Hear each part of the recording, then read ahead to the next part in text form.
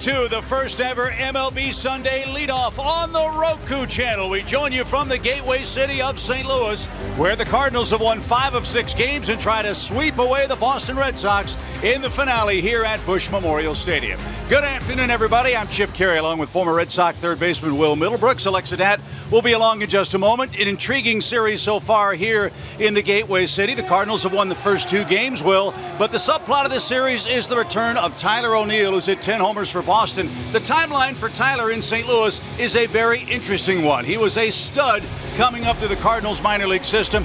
Power, speed, production, a perennial Gold Glover, top 10 in the MVP voting back in 2021. But the last couple of years, injuries were a big problem. DL'd 11 separate times by St. Louis, and it really came to a head last year, early in the year, when Tyler O'Neill was thrown out in a game against the Atlanta Braves. Not our style of play, said Oliver Marmol, and subsequently Tyler O'Neill moves on to the Red Sox in a deal that bolstered the Cardinals bullpen.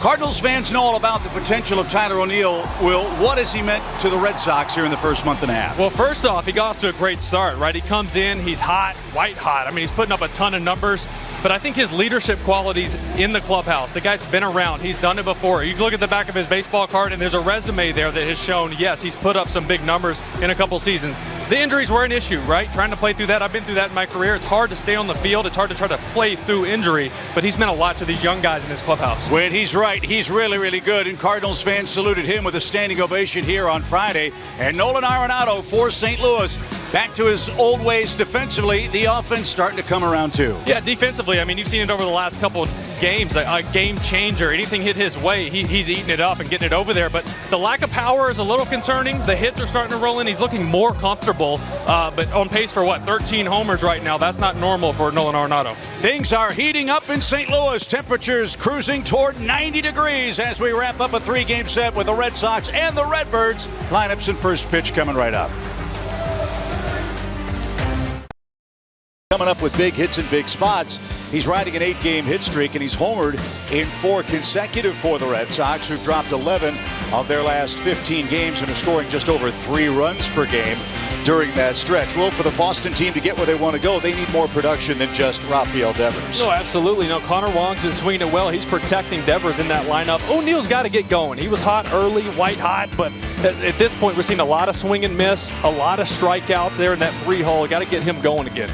Boston in this series, 3 for 18 with runners in scoring position. We touched on that in pregame as well. It's really role reversal time for the Cardinals and Red Sox. St. Louis went through a 6-week stretch of lackluster production with runners at second and third. Yeah, and that's kind of what we're seeing across baseball the last couple of years, is guys going up there trying to hit the 3-run homer instead of shortening up, looking for a line drive mentality to just drive that run in.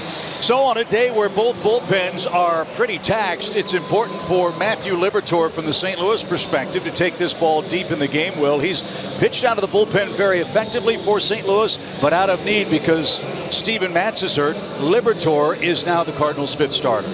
Yeah, and you would expect him to see him about 65, 70 pitches as he starts to build up as a starter with Matt's out with that back injury. Look, he likes his fastball, 4-seam and 2-seam. He's going to go to a slider, a cutter, curveball and changeup here and there, but mostly fastball, slider.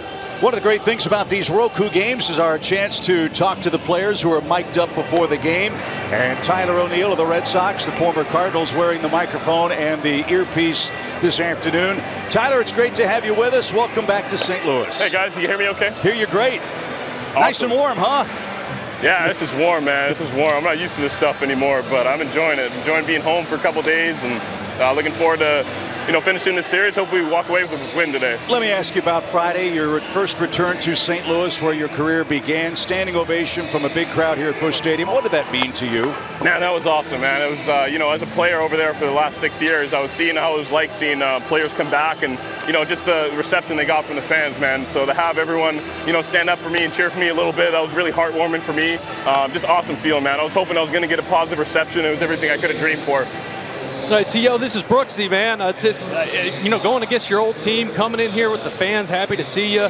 It's got to be hard to control those emotions, not try to hit the ball off the arch every at bat. But you seem like you're feeling comfortable. You're taking your knocks up the middle. The swing's looking good. Yeah, man, I got a little unlucky on the first day here, man. I barreled a couple balls and flew it to the warning track and lined out and stuff. So, for me, it's just about taking quality at bats, making sure I'm swinging at the right pitches and staying in the strike zone. Baseball's a tough game, man. It's tough to score up around bat and around ball. So just doing everything I can up there and, going with the ebbs and flows, good stretches and bad stretches. So it's the way she goes.